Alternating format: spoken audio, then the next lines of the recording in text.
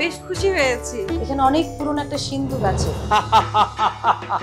দুর্গাকে ঘরের মেয়ে করে পুজো করার উল্লেখ সপ্তদশ শতাব্দীর শেষ দিক থেকে শুরু হয়। কেন?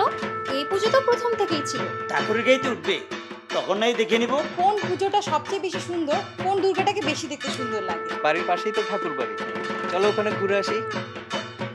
তুমি যে আমায় পুজো একটা উপহার দিবে বলেছিলে, তোমার বিশেষ উপহার।